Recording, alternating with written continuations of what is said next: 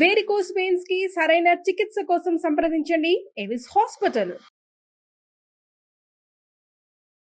నమస్తే గురుగారు. శ్రీమాత్రే నమః. శ్రీమాత్రే నమః. గురుగారు, ద్వాదశ రాశుల వారికి 2025 ఎలా ఉండబోతుంది అంటే క్లుప్తంగా చెప్పండి. మరో వీడియోలో మనం ఒక్కొక్క రాశికి ఎలా ఉండబోతుంది, జనవరి నెల అలా తెలుసుకుందాం.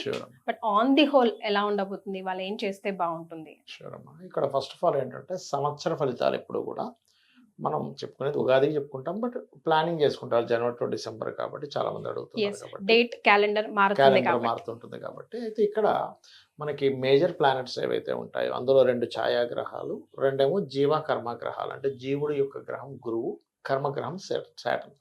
ఇవి మారుతున్నాయి 2025లో.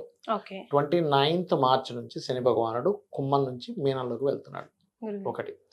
రెండవది రాహుకేతువులు మే 30 వరకు మనకి మీనము అండ్ కన్యారాశుల్లో ఉండి కుంభ అండ్ సింహరాశిలోకి మారుతున్నాడు. అండ్ జూపిటర్ ఇప్పుడు ప్రజెంట్ మనకి వృషభ రాశిలో ఉండి మిథునంలోకి వెళ్తుంది మే 15కి. సో దీనికంటే ముందు తర్వాత ఉంటుంది ప్రతి రాశికి కూడా. ఇక్కడ మీరు ప్రధానంగా మేషం తీసుకున్నారు అనుకోండి,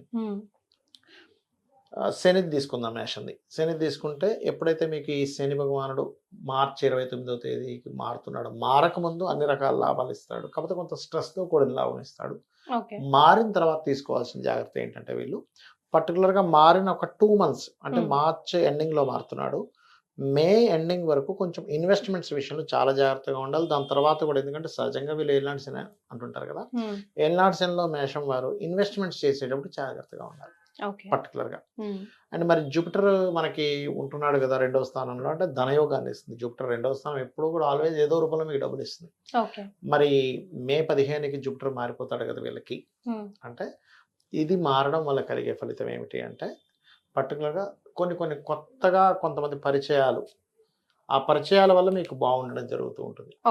అంటే కొన్ని చూడండి అగ్రిమెంట్స్ అవ్వట్లేదు అంటుంటారు సరే, మార్చి తర్వాత మేషం వారికి అగ్రిమెంట్స్ అవుతాయి. అదేవిధంగా కేతు 6లో ఉన్నాడు. సహజంగానే మేషం వారికి పూర్వజన్మ కర్మ దేని మీద కనెక్ట్ అయి ఉంటుందండి, అప్పులు ఇవ్వడం తీసుకోవడం. మే ఎండింగ్ వరకు ఎట్టి బస్సులు అప్పులు ఇవ్వద్దు వీళ్ళు. మే ఎండింగ్ తర్వాత పంచమంలోకి వస్తాడు కేతు. మే తర్వాత నుంచి 2025లో తీసుకునే నిర్ణయాల విషయంలో జాగ్రత్తగా ఉండాలి. కాకపోతే రాజకీయ నాయకులు చాలా బాగుంటుంది మేషరాశి వారికి.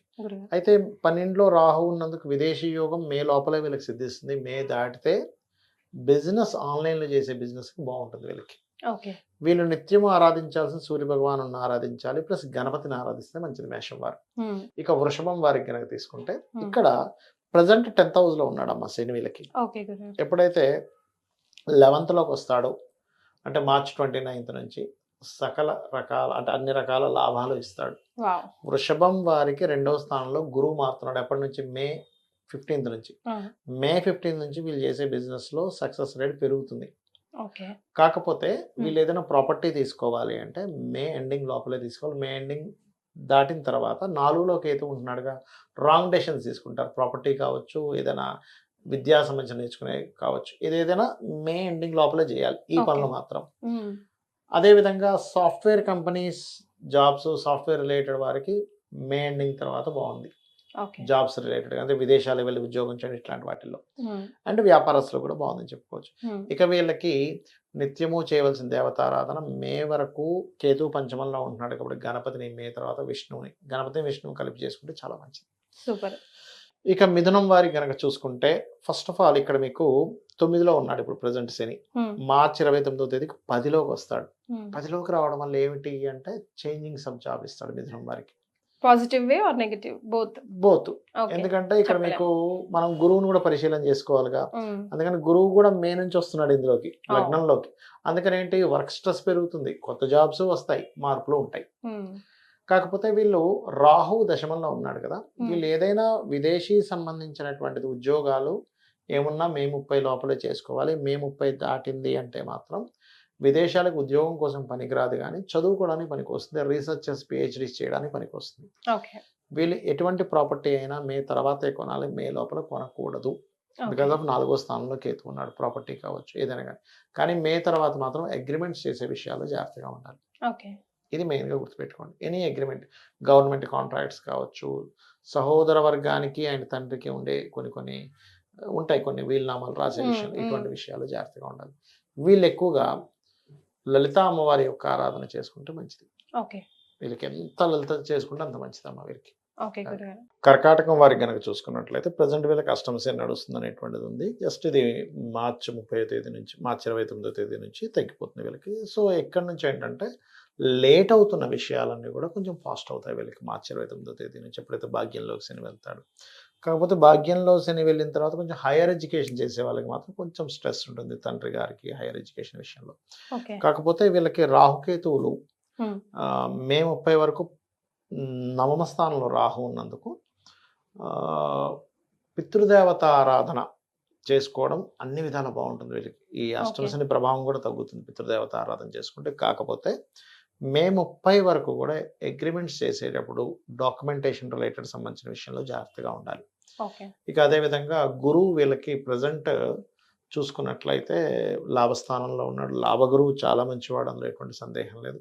బట్ మే 15 నుంచి ఎప్పుడైతే గురువు మారుతున్నాడో మే 15 తర్వాత ఉన్నత విద్యల కోసం బయటికి వెళ్ళడానికి కొంత అనుకూలత అనేటువంటిది గురుబలం వల్ల వస్తూ ఉంటుంది, 12లో గురువు ఉండడం వల్ల.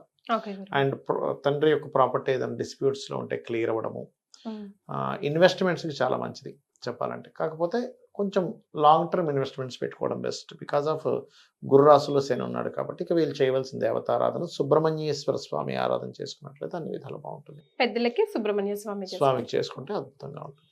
ఓకే గురుగారు. ఇక సింహం గనక చూసుకున్నట్లయితే సింహం వారికి ప్రజెంట్ 2లో కేతు ఉన్నాడు. ఇది మే 30 వరకు ఉంటాడు. ఎటువంటి మనీ ట్రాన్సాక్షన్స్ చేసేటప్పుడైనా సరే గణపతిని ఆరాధించుకొని చేసుకుంటే బాగుంటుంది మే 30 వరకు ప్రత్యేకంగా.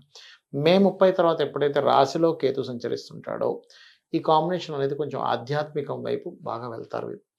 అదేవిధంగా మే 30కి మనకి ఎప్పుడైతే లగ్నంలో కేతు ఉంటాడో సప్తమంలో రాహు కూడా ఉంటాడు. సో మే 30కి ముందేమో కొంచెం వాహనం మీద వెళ్ళేటప్పుడు కొంచెం జాగ్రత్తగా ఉండాలి. రీసెర్చెస్ ఫలిస్తాయి మళ్ళీ. కానీ మే 30 నుంచి వీళ్ళు సంబంధాలు ఏదైనా, ఇప్పుడు ఒక స్త్రీమూర్తి కావచ్చు, పురుషుడు కావచ్చు, ఏదైనా సంబంధం వెతుక్కునేటప్పుడు మే 30 తర్వాత ఒక 1.5 year ఆఫ్ టైము పర్టికులర్గా విదేశీ సంబంధాలే కుదురుతాయి అక్కడ. నార్మల్ సంబంధాలు కుదరవు సింహం వారికి. అలాగే షేర్ మార్కెటింగ్ రిలేటెడ్ సంబంధించిన విషయంలో మే 30 తర్వాత కొంచెం లాంగ్ టర్మ్ షేర్స్ విషయంలో జాగ్రత్తగా చూసుకొని చేసినట్లయితే బాగుంటుందని చెప్పుకోవచ్చు. బట్ ఏదైనా కొంచెం లాంగ్ టర్మ్ చూసుకోవాలి. చాలా మంది తెలియక షార్ట్ టర్మ్ చేసేసుకుంటుంటారు, డైలీ ట్రేడింగ్ చేస్తుంటారు. పర్టికులర్గా అది యోగం షేర్ మార్కెట్ అనేది 5 to 8 కాంబినేషన్ బాగుంది అంటేనే వాళ్ళకి బాగా రాణించడం జరుగుతూ ఉంటుంది. అదొకటి. అదేవిధంగా శని కూడా అష్టమ శని స్టార్ట్ అవుతుంది వీళ్ళకి పర్టికులర్గా చూసుకుంటే.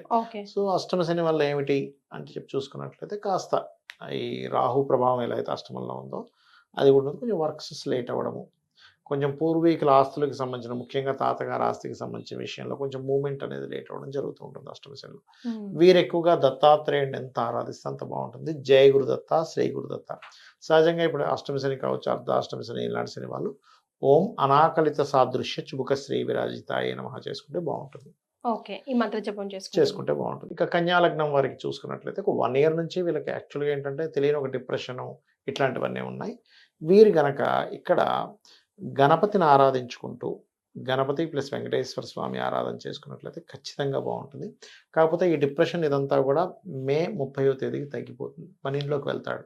సో మే 30 నుంచి వీళ్ళు తీసుకోవాల్సిన జాగ్రత్త ఏంటంటే తండ్రి గారి ఆస్తికి విషయంలో జాగ్రత్తగా ఉండాలి. తండ్రి గారి ఆస్తి విషయంలో ఏదైనా చిన్న చిన్న డిస్ప్యూట్స్ వస్తాయి. అదేవిధంగా ఇప్పుడు లగ్నంలో కేతు ఎలా అయితే ఉన్నాడో సప్తమంలో రాహు ఉంటాడు. పార్ట్నర్షిప్స్ కావచ్చు, లేనట్లయితే ఏదైనా ఒక బిజినెస్లో ఎవరైనా కలవాలనుకునే వారు విదేశీయులు కలుస్తారు. వీళ్ళకి సంబంధం రావడం కూడా విదేశీ సంబంధాలు వస్తాయి. కాకపోతే ఎప్పుడైతే వీళ్ళకి మే 30 వస్తుందో 6లో వచ్చే రాహు, 6లో ఉండే రాహు శత్రువుపై జయాన్ని, బిజినెస్ కాంపిటీషన్లో ఎదుర్కోవడం అనేటువంటిది ఇస్తాడు ఇక్కడ చూసుకున్నట్లయితే. ఇక గురువు దశమంలో ఉంటాడు. ఎప్పటి నుంచి? మే 15 నుంచి.